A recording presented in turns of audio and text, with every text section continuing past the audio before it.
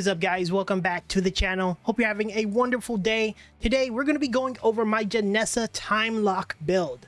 I'm going to be giving you guys a brief breakdown of how this build works that you probably saw in the intro. This build is incredible because what it does is time stop pretty much enemies from being able to play the game. So we take advantage of Genessa the Wayward, and basically what she does is she has two skills, but the one that matters is Faithful Doubles.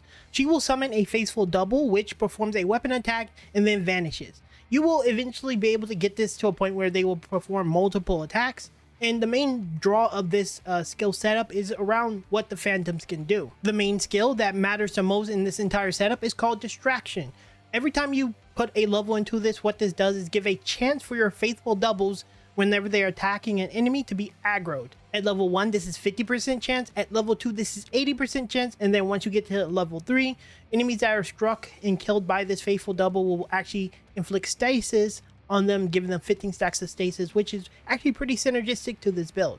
This is by far the single most important skill of this entire build, because this makes it so enemies aren't hitting you because you want to get in and attack yourself. Now what we put on Genessa is going to be Torpor Stone, which what this basically does is once you have it maxed out, will give you the infusion stasis, which will put stasis on enemies. Now what stasis does is going to reduce the action speed of the enemies based on how many stacks you can get. I've gotten up to 40 stacks. I'm not sure what the cap is, but I believe I got up to 40 stacks at the max. And as you've seen in some of the footage, this basically slows them down to a halt. When they're getting up, when they're attacking, when they're doing anything, their action speed is slowed down. The other thing we take advantage of is the Grisha Remnant, and what this is a consumable that you put in your passive slot. What this does is it gives you a chance to summon a Grisha is proportional to the remnants found.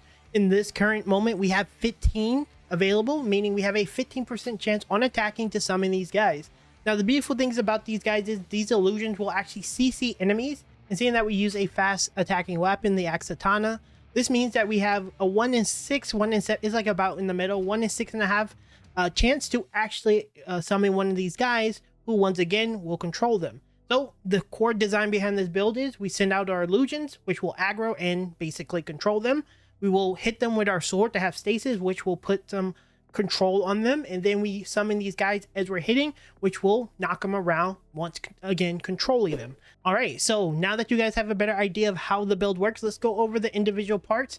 And first we're going to start off with the weapons. So for our main weapon, we're going to be using the Axatana, and what this is a two-handed weapon and a one-hand, actually it's a dual wielding weapon that can be changed into a two-handed weapon. We don't use the two-handed weapon version of it, but we use the dual wielding version of it, and it will just basically attack really fast. We want the fastest attacking weapon in the game, and this one is the one that does it. And yeah, we just max it out. In order to find this weapon, you're going to need to make your way over here to this tower. It's going to be across from the Sinister Gates, and there's going to be a drop down right here where you see my marker. That's going to teleport you to over here, and then once you go over here, you're going to need to just find your way up the stairs here and then make your way here to this part, and you'll be inside this building. You'll visually see me doing it on screen in just a second, but it's a relatively easy thing to get to. You can get to it as early as you can jump into the game. You just gotta be extremely careful and, you know, route your way over there, but that's basically where this is located, and this is very integral to the build. As far as our sidearm, we're taking advantage of the Forgotten Crossbow. This is not integral to the build in any capacity, so use whatever sidearm you want. I'm not going to show where this is at because the sidearm doesn't matter, as well as the seal doesn't matter. While you would probably be parrying, generally speaking, the goal of this build is not to parry. The goal is to time lock them, so we don't want to even engage in a fight. As far as your items, you're going to be using the Common Moonshine as your primary, as this will give you resolve, because while we do have really good uptime on the illusions, sometimes we may run out because, I don't know, the illusions do something stupid because they're a little wonky admittedly. You can drink this and this will help you with resolve, and you can summon some more and, you know, get it out. The other thing we're going to be using is the Grisha Remnant, and while you can find these all over the map, I'm going to show you how to get quite a few of these. From what I can tell, you can unlimitedly farm these right now. Not sure if it's a bug, but regardless, even if it wasn't a bug, there is multiples that would still make this a pretty high chance regardless. So I'm going to show you where to get it. And simply all you need to do is go into the keep. And when you're within the keep, there's an area in the room where you actually find Genessa, where she's typically standing. And there's going to be a hidden hallway to the left side here that will take you to the Chalice of Chaos. In order to activate this Chalice of Chaos, you need to bring the Slayer Seal, which is found within this area as well, to it, and you will be able to go into this area. Now, the thing is, once you get to this area, you're going to go in. It's going to transport you to like this new realm. You're going to run to the left here, and then when you go to the left, being careful not to get hit by the barrels, there will be a lever on the right side behind this like wall in the dark. This lever will put down a little ramp. You're going to turn around and go up the ramp. And then when you go into the middle of the pool, you will notice one of these Grishas just sitting there, which you can kill. Now, the beautiful thing is, if you log out and come back into the game, this resets and keeps the remnant in your inventory, meaning you can do this as much as you want, and you'll be able to increase the chance. Now, I don't have all day, so I got to 15 because I feel like 1 in 6 is more than reasonable to summon it, which it is. And yeah, you can just go ahead and do that. Now, next, we're going to go over the Tarstones since we already know what the weapons are. And the first one we're going to be taking a look at is the Torpor Stone. And as I said in the intro, what this does is it will give you infusion on your weapon that applies stasis. Stasis just basically applies some form of like, I believe it's just action speed reduction per stack. I'm not sure what the number is, but when it gets really big, enemies just kind of get slow to a halt. And this is very core to the build and very core to upgrading super fast. Now, in order to find this item, you're going to need to come here to this corrupted gate, not too far from the gate of Mammon Beacon. And within this gate, you're going to need to come here to the falls location. It's literally the waterfall. And what you need to do is come over here to this waterfall, and back behind this waterfall, there will be a box here. Obviously, I already opened it, where you can actually get this item just sitting there. You'll have it there, and you just need to level it up. For our support stones, we're going to be taking advantage of Retribution Stone. What this does is when you repulse, you'll get increased damage. Seeing that we slow their action speed, it's much easier to actually get the repulse off since we can parry much easier. Not very integral to the build since we're going to be like slowing them and just killing them anyway. And this Retribution Stone is actually going to be found here, not too far from the Widow's Overlook. And you just come here to this trial. This is one of the first trials you run against. Finish it and you'll get it in there. The other item we're going to be picking up is the Auspicious Stone, which is actually not too far from the other location. And this is just going to give you a flat crit chance, which works extremely well with a fast attacking build. To find this, simply come over here to the Mushroom Village, not too far from the Widow's Overlook, as well as the Mushroom Village Beacon. Most of you have gotten this probably. Gonna be right here. All you need to do is activate that candle over there, a candle over there, and another candle up that direction near the entrance of that other cave. Open this up and it'll be able to get it in there and pick it up. The other item we're going to be picking up is the Headsman Stone, and what this does is it gives your melee crit chances 100% crit damage when you max this bad boy out, which obviously is synergistic to our critting. We crit a lot, so this is really big. In order to find this item is actually pretty simple as well. Come over here to the outskirts of Mammon, and then you come right here to where I'm standing right now. Just sit in this location, and then coming down this bridge, you'll see this little chest here. Open it up, and you'll have this Headsman Stone. Super easy. Finally, what we're using here is the Berserker Stone. I would argue this one is not that important as her HP is generally low as it is, and we don't want her to be at 50% HP. But in the event that you want this one, you can use the Berserker Stone. I would argue also the Bulwark, which got a really massive buff, is also pretty good, as it will give you a 70% damage reduction for 4 seconds for using it when you kill something. This could also be a very competitive option, but say you go with the Berserker Stone, what this does is it's just going to give you 160% extra damage when your health is below 50. Just a massive melee damage booster, so it's pretty big. In order to get this item, you're going to make your way over here to the one-legged wolf beacon. You're going to take basically a teleporter here into the zone. You're going to come to this temple. Now I'm going to show you visual footage of where it's at, because if you've gone here and gotten Grago's heart, then you actually can't go back in here from what I can tell. But yeah, it's going to be to the left side. There's going to be like 3 candles you need to activate. When you activate those candles, it will pop up there in the middle. Pick it up, and then you'll have access to this Berserk Stone. And when it comes to Bulwark, just come over here to the Citadel. And then just right here at the very end of the line, it'll be inside of a chest here, defended by like 2 trolls and 2 elite.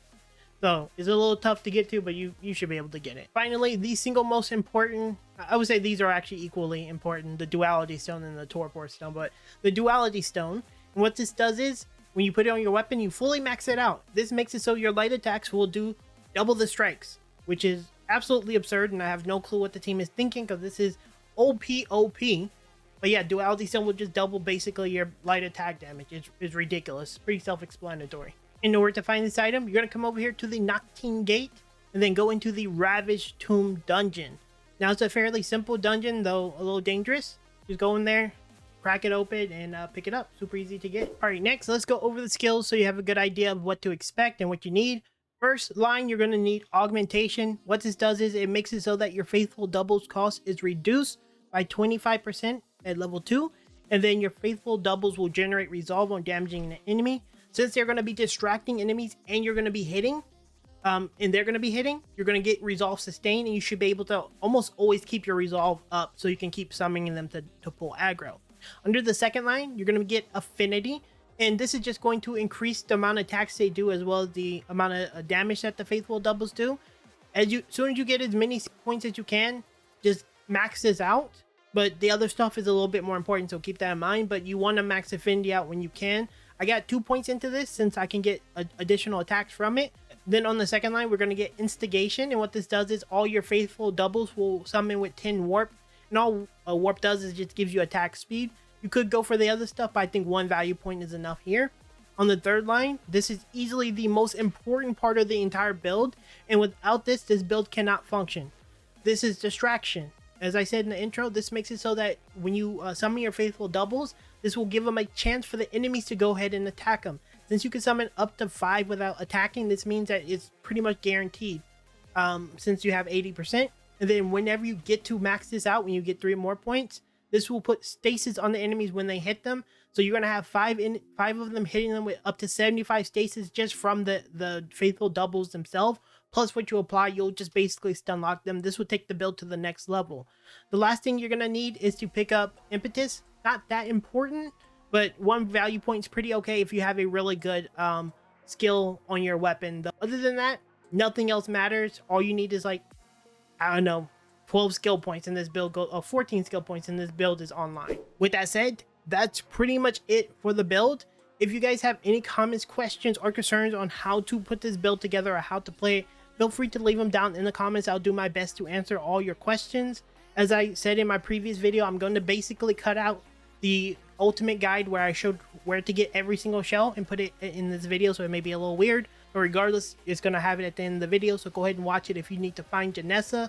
As always, guys, if you do appreciate the work that goes into these videos, dropping a like, leaving a comment, or subscribing really helps me in a big way. I'm a really small creator, and your support actually does help me just by interacting with the video. So do so if you can. That's going to help me a big way so I can keep making these videos. As always, guys, my name is Fervor. I genuinely appreciate you guys stopping by, and I'll see you in the next video very soon. Now, you're going to need to go to the very tip top of the keep once again and go to the outskirts of Mammon to get this one, because it's going to be to the southern area. Once you get out there, you're just going to make your way down towards the bottom where you see a huge gateway. And here you're just going to try your best not to get hit, because these enemies actually hit way harder than the previous zones. I think this is a higher level zone. And you're going to make your way to the Road of Absolution and make your way to the left. There's going to be a drop down that takes you to this huge open field. And you're just going to run through this field. Be mindful that there are a lot of archers and enemies in this area that can do some pretty solid damage. You're going to take the warp gate to the other side.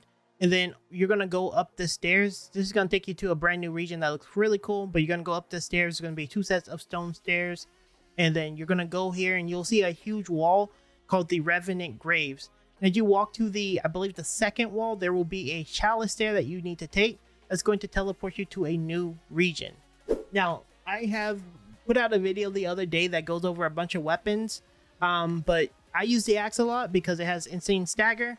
And you just need to take down this this person here. She's not particularly strong, if I'm being honest. But yeah, you're gonna have to take her down. And then once you eventually take her down, she's going to drop an item that you need to pretty much take back all the way back to the Marrow Keep. You're gonna go talk to pretty much the character you're trying to unlock. And then once you talk to her and do her dialogue, you'll have her usable as a playable character. Really cool character again. I can't wait to make a build with her.